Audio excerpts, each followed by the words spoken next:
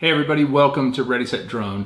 Today's episode is not actually about drones, it's actually about a truck. So if you want to learn about this truck, stay tuned. If you don't, I'll put a link up for you to go see something else, but hopefully you'll stick around because it's a pretty cool truck.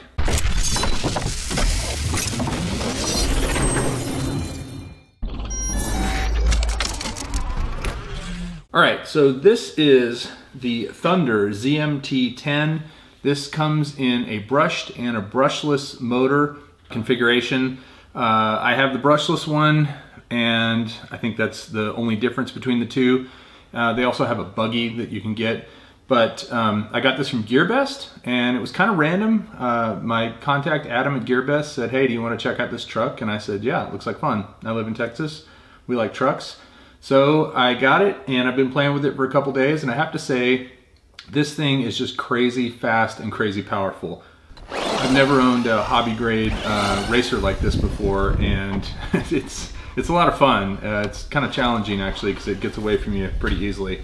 It uses a 2S battery. I think it's a 2500 milliamp hour battery, and that is it right there. And I'm going to show you, actually I'm going to take it out and show you how it goes in here. Everything uses these little cotter pins to hold the battery in and to hold the canopy on.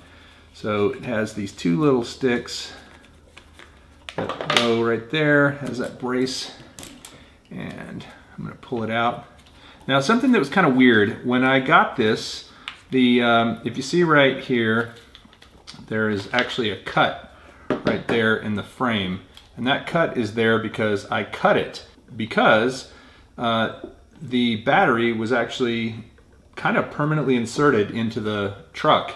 I couldn't get it out because of the way it was mounted inside the truck. One lead of the battery was behind this and one lead wasn't. So when you pulled on it, it basically got stuck. So you would have had to take off the connector or do something to take it out of the truck. So I ended up just cutting the plastic here. It doesn't seem to have affected it much. It's pretty thick plastic. So this is a 2S 2400 milliamp hour battery, and what's interesting, and it has this kind of connector. I'm not sure what that's called, but I'm sure someone will say it in the comments. This is also a 2S battery. It's 2000 milliamp hour, but look at how much smaller it is than the other one. And I tried it with both. It actually will run with both. It runs longer with this guy. Ran, gosh, 22 minutes with this guy, running it pretty hard, and this one ran out after about 15. So, you know, of course that's stop-start, so I'm not saying it was continuous running, but you can run it with any 2S battery that has this kind of connector, I believe. Obviously, you're going to want to have a decent milliamp hour, and like I said, this is a 2000, this is a 2400, so they're pretty close to each other, and they're both 25C actually, so they have the same amount of pop to them. And they both were very powerful. The remote does have some steering trim switches, but they seem to be more about the direction of the steering versus how much you can steer. I tried them in both extreme directions. Now when you turn the trim switch for direction, the wheel actually turns slightly. So it's just like a trim on a quad or an airplane. It just kind of sets the center. And there's also a throttle trim switch that allows you to kind of center this throttle in case it's drifting a little bit. You pull the trigger like this or push it up depending on how you want to go forward or backwards. And then you can also reverse the throttle, and you can also reverse the steering. So if you prefer this to be left instead of right, you can hit the reverse button here and it will reverse the way you steer. So just set it to how you like it, and then it's pretty easy to handle. This trigger, I will say, is very, very touchy. I was carrying it at one point. I'd crashed it and I accidentally hit the trigger a little bit and the wheel started spinning, so you got to be careful with that.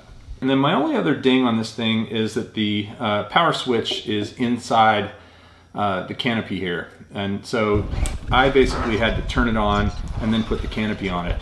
The canopy is pretty thin. It's I've actually already got a crack in mine right here. What I'm planning to do is get some duct tape and just put it along the back of that crack so it doesn't get any worse. The canopy is really just for show, and I guess maybe to protect the components a little bit, and it does look pretty cool. It also helps you orient, you know, front and back.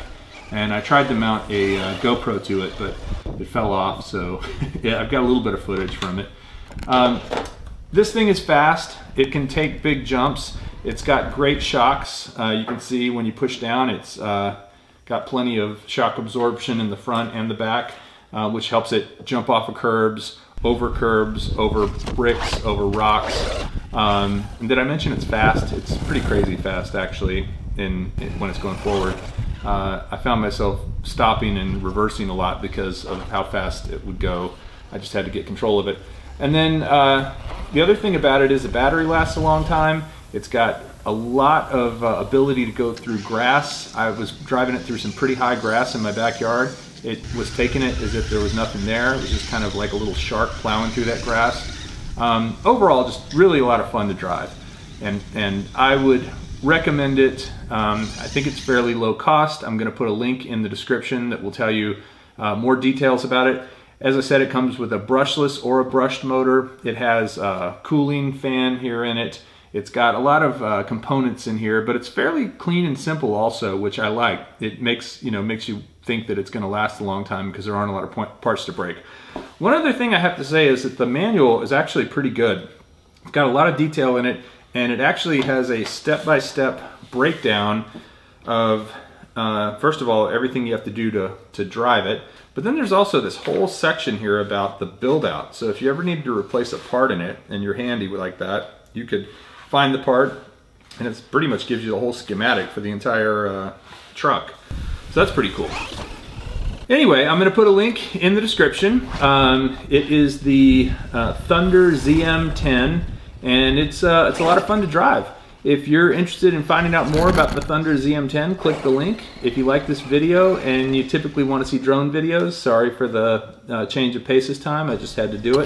But hope you like it. Leave a comment below, hit the like button, and if you want to see more drone videos and maybe a few other things, please subscribe to Ready Set Drone, and we'll see you next time. Thanks for watching.